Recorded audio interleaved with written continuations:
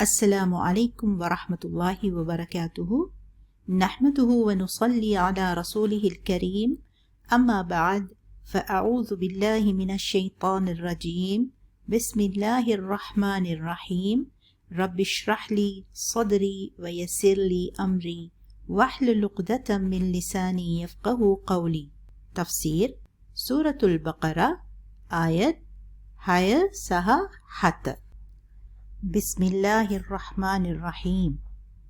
إن නියත වශයෙන්ම الذين ඔවුන් كفروا ප්‍රතික්ෂේප කළවුන් සවාඋන් එක සමානය عليهم ඔවුන් මත أأنذرتهم ඔබ ඔවුන්ට අවවාද කළත් أم لم හෝ නැතත් تنذرهم ඔබ ඔවුන්ට අවවාද කළේ ලා නැත යුමිනූන් ඔවුන් විශ්වාස කරන්නේ.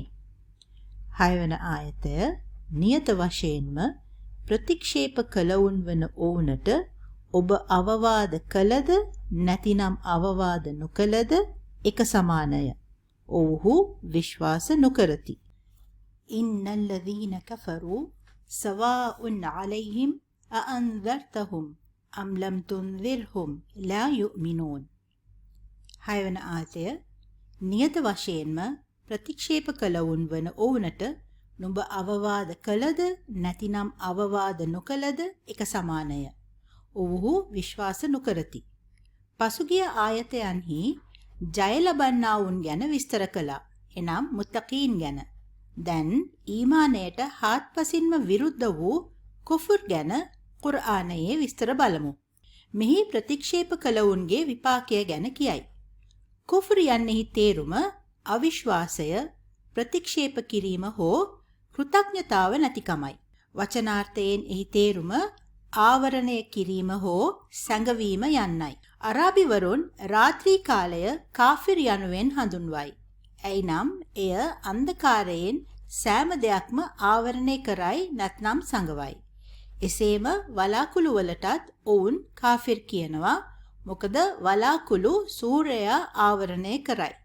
ඒ වගේම ගොවියාටත් කාෆිර් කියනවා. මොකද ඔහු බීජ පැලකිරීම පිණිස පොළොවේ දමා වසා තබන නිසා. නමුත් මේ ආයතයේ කාෆිර්වරුන් ලෙස හඳුන්වන්නේ සත්‍යය වසන් කරන්නාවුන් වේ. එනම් සත්‍යය ඔහු ඉදිරියේ ආවත් එය සත්‍යයක් කියා දැනගෙනම ඔහු එය ප්‍රතික්ෂේප කළා. ශරියතය අනුව කුෆර් යන වචනයේ තේරුම වන්නේ නබිවරුන් මාර්ගයෙන් අප වෙත ළඟා වූ ස්ථිර හා නිශ්චිත යමක් ප්‍රතික්ෂේප කිරීම. නැත්නම් නබිවරුන් ගෙන ආ දෙයට එකඟ වනවා නමුත් එය පිළිපදින්නේ නැතිවීම. ඉස්ලාමීය විද්වතුන් කුෆ්රය වර්ග දෙකකට බෙදා ඇත. පළවන එක කුෆර් අල් අක්බර්. එනම් මහා පරිමාණයේ කුෆර්. මෙය පුද්ගලයෙකු ඉස්ලාම් ආගමෙන් සම්පූර්ණයෙන්ම නිරපා දමයි. එයිනම් මූලික මූලධර්ම හිතාමතාම ප්‍රතික්ෂේප කිරීම හා අල්ලාහගේ නබිවරුන් හෝ හෙළිදරව් කිරීම ගොතන ලද ඒවා බව විශ්වාස කිරීම. සත්‍යය දැන සිටියත් උඩඟුකම නිසා යටත්වීම ප්‍රතික්ෂේප කිරීම. අල්ලාහ් තාලාව පිළිගත් නමුත් ආඩම්බරයෙන් අකීකරු වීම. ඉස්ලාම් මඟ පෙන්වීම සම්පූර්ණයෙන්ම නොසලකා හැරීම හෝ ප්‍රතික්ෂේප කිරීම. එය සම්පූර්ණ උදාසීනත්වයෙන් සැලකීම. නිශ්චිත භාවයක් නොමැතිකම සහ විනිශ්චය දිනය හෝ දිව්‍ය පණිවිඩය පිළිබඳව හිතාමතාම සැකයෙන් සිටීම. පිටතින් එකඟ වී හදවතේ වෛරයක් තබා ගැනීම. උදාහරණයකට ප්‍රමුඛ යුදෙව් විද්වතුන් සහ රබ්බයිවරුන් වූ හුයයි සහ ඔහුගේ සහෝදරයා අබු යසීර් අලුතින් පැමිණි නබිවරයා පරීක්ෂා කිරීමට අලුයම උදාවීමට පෙර පිටතට ගියහ. ඔවුන් නබිතුමා සමග සම්පූර්ණ දවසක් ගත කර ආපසු පැමිණියේ සම්පූර්ණයෙන්ම වෙහෙසට පත්ව කලකිරීමට හා අඳුරු හැඟීමෙනි. හුයයිගේ දියණිය හා පසු කලෙක නබිතුමාණන් විවාහ කළ සෆියා රදියල්ලාහු අන්හා ඔවුන්ගේ වැදගත් සංවාදය අසා සිටියාය. එතුමියන් පවසන්නේ එතුමියගේ පියාගේ සහෝදරයා අබු යසීර් හුයයිගෙන් හුව එනම් ඔහු ස්ථිරයෙන්ම අල්ලා විසින් යවන ලද නබිවරයෙක්ද කියා ඇසූ විට එයට හුයයි පිළිතුරු දුන්නේ හුව එනම් ස්ථිරයෙන්ම ඔහු තමයි යන අර්ථයයි. නමුත් හුයයි පැවසුවේ අල්ලා මත දිවුරමින් මා ජීවත්ව සිටින තාක්කල් මම ඔහුගේ සතුරා වන්නෙමි කියයි. ඔවුන්ගේ ශුද්ධ ලියවිලිවල අනාවැකි දැනගෙන ඔවුන් මුහම්මද් සල්ලල්ලාහු අලයිහි වසල්ලම් තුමා සැබෑ නබිවරයෙකු ලෙස හඳුනාගත් නමුත් හුයයිගේ ගෝත්‍රික ආඩම්බරය සහ ඊර්ෂ්‍යාව ඔහුව සදාකාලික විරුද්ධත්වය ප්‍රකාශ කිරීමට පෙළඹෙව්වා. ඒ වගේම අබු ජහල් ඔහුගෙන් මුහම්මද් සල්ලල්ලාහු අලයිහි වසල්ලම් තුමා සත්‍ය නබිවරයෙක්ද කියා ඇසූ විට ඔහු ඔව් කියා කිව්වා.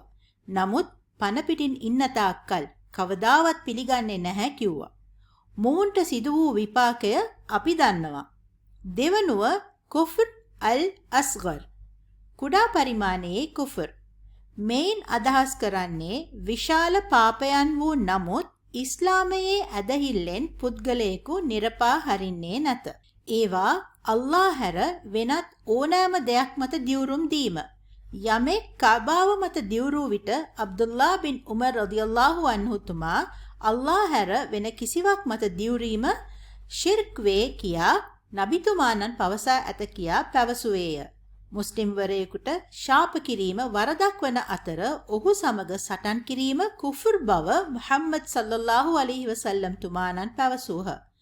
යමෙකුගේ පෙළපත හෝ පරම්පරාව පිළිබඳ උපහාස කිරීම උදාහරණයකට සමහරුන් කියනවා අයියෝ අපි ඒ පරම්පරාවේ කට්ටියට අපේ ළමයා බන්දලා දෙන්නේ නැහැ. මේ වගේ කියන එක කොතරම් වැරදිද කියලා අදවත් දැනගන්න. නෝහා කිරීම එනම් මියගිය අය වෙනුවෙන් මහා හඬින් හඬා වැළපීම හෝ ගායනා කිරීම.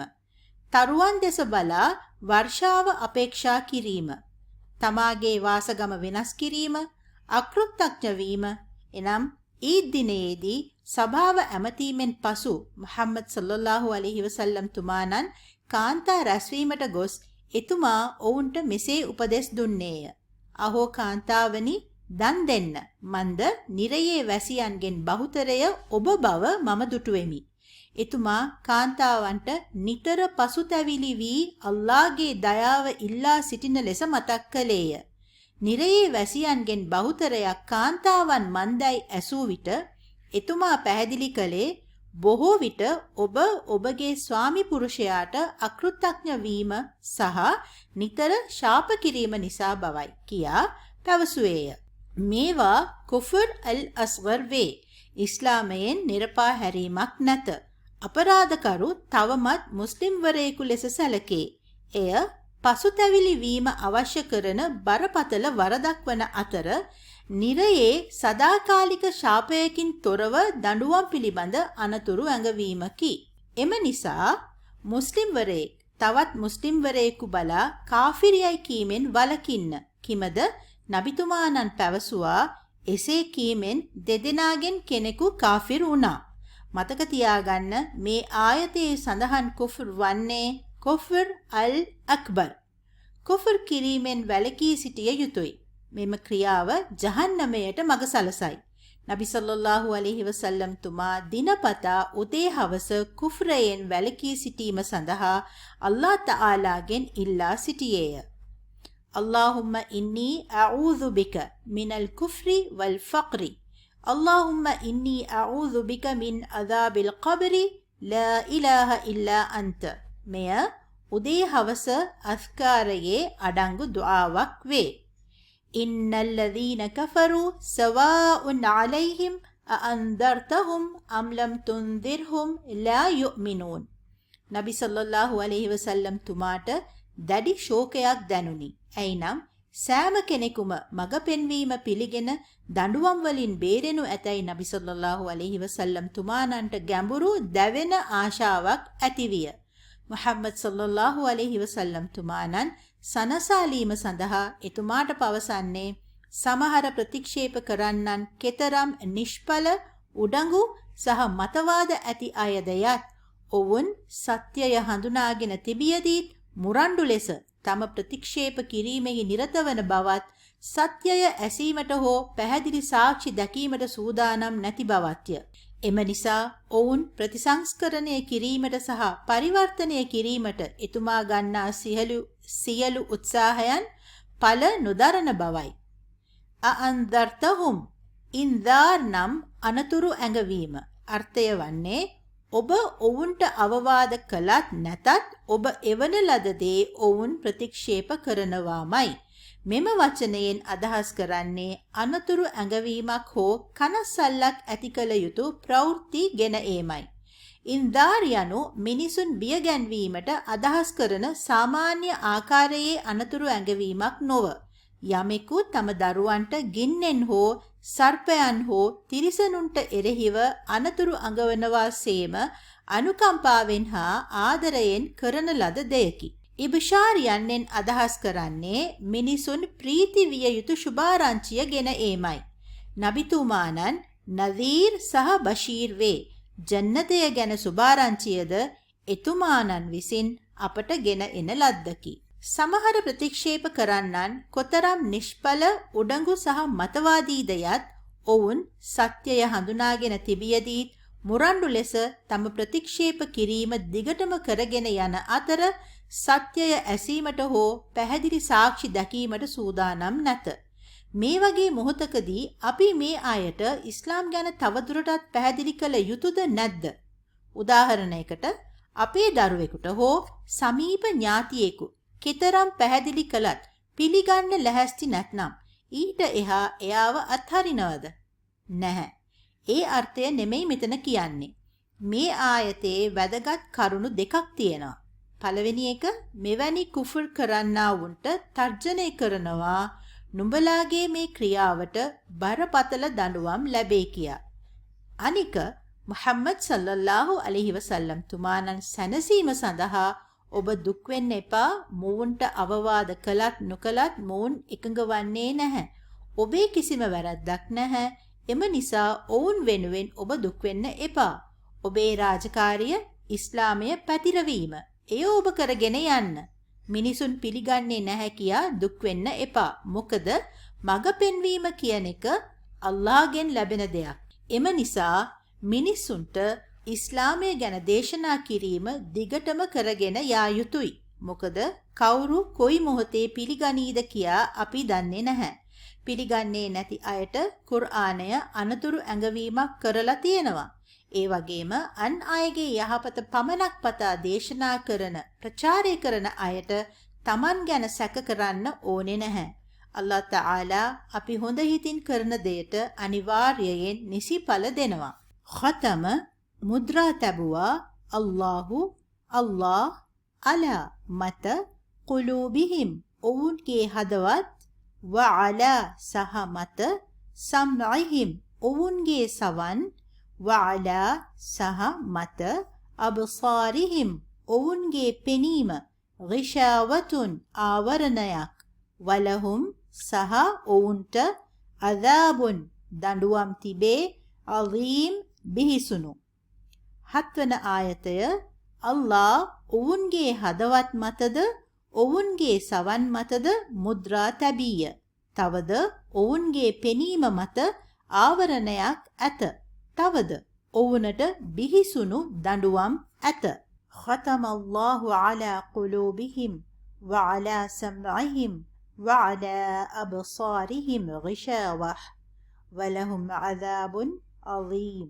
7 වන ආයතය අල්ලාහ් ඔවුන්ගේ හදවත් මතද ඔවුන්ගේ සවන් මතද මුද්‍රා තැබීය. තවද ඔවුන්ගේ පෙනීම මත ආවරණයක් ඇත. තවද ඔවුනට බිහිසුණු දඬුවම් ඇත. ඛතමල්ලාහු එහි තේරුම අල්ලාහ් මුද්‍රා තබා ඇත යන්නයි. අගලු දාලා වහනවයි කියන්නේ.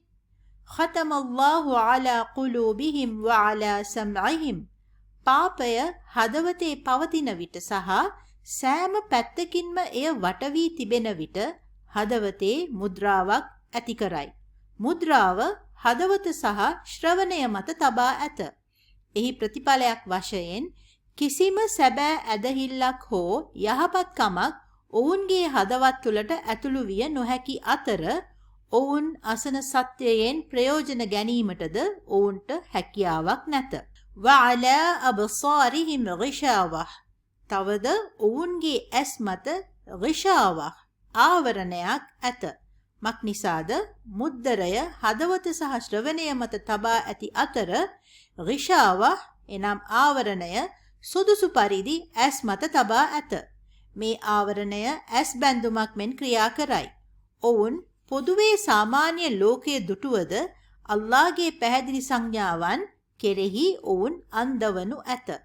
වලහුම් අදාබුන් අලීම්. ඔවුන් මඟ පෙන්වීමෙන් සම්පූර්ණයෙන්ම හුදකලා වූ නිසා ඔවුන්ට මරණින් මතු ජීවිතයේ දරුණු සදාකාලික ප්‍රතිවිපාක වන විශාල දඬුවම් වලට මුහුණ දීමට සිදුවේ. දැන් මෙතන අපට දක්නට ලැබෙන ප්‍රශ්නයක් නම් ඔවුන්ගේ හැකියාවන් මුද්‍රා තැබුවේ අල්ලාහ් නම් මෙම පුද්ගලයන් අසරණයි. ඇයි මොවුන්ට දඬුවම් ලැබෙන්නේ යන්නයි.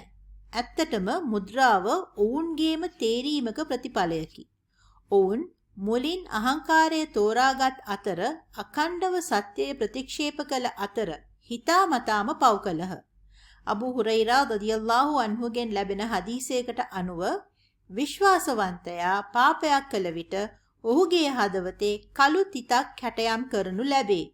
ඔහු පසුතැවිලි වී වැළකී සිටියොත් ඔහුගේ හදවත නැවතත් උපදමනු ලැබේ. ඔහු තවත් වැරදි කළහොත් මේ කළු තිත් ඔහුගේ හදවත වැසෙනතුරු වැඩි වේ. මෙය රාන් එනම් පැල්ලම වේ කියා නබිතුමාණන් පැවසුවේය. ඔවුන්ම පිහිටුවාගත් ඔවුන්ගේ අහංකාරය සහ ඔවුන්ගේ නපුරු ක්‍රියාවන් ඔවුන්ගේ හදවත් මලකඩ මෙන් කර ඇත. රාන කල්ලා බල් රාන අලා කුලූබිහිම් මා කානූ යක්සිබූන්.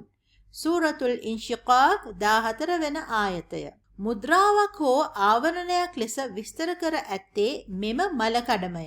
එබැවින් අල්ලාහ් ඇයි ඔවුන්ගේ හදවත් මුද්‍රා තබා ඔවුන්ගේ ඉන්ද්‍රියයන් අවහිර කර ඇත්තේ යන විරෝධය මතු කිරීමට මෙහි කිසිදු අවස්ථාවක් නොමැත. ඔවුන්ට දඬුවම් ලැබෙන්නේ මන්දයි අපට පෙනේ. මන්ද ඔවුන් අහංකාරයේ සහ උඩඟුකමේ මාර්ගය අනුගමනය කළ අතර මුරණ්ඩු වී ඔවුන්ගේම කැමැත්තෙන් හිතාමතාම ඔවුන් සත්‍යය පිළිගැනීමේ හැකියාව අවහිර කරගත් නිසා ඔවුන්ගේ විනාශයට හේතුව ඔවුන්මය.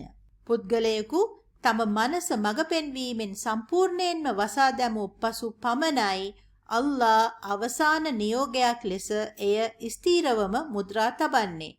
නැත්නම් සදහටම වසා තබන්නේ.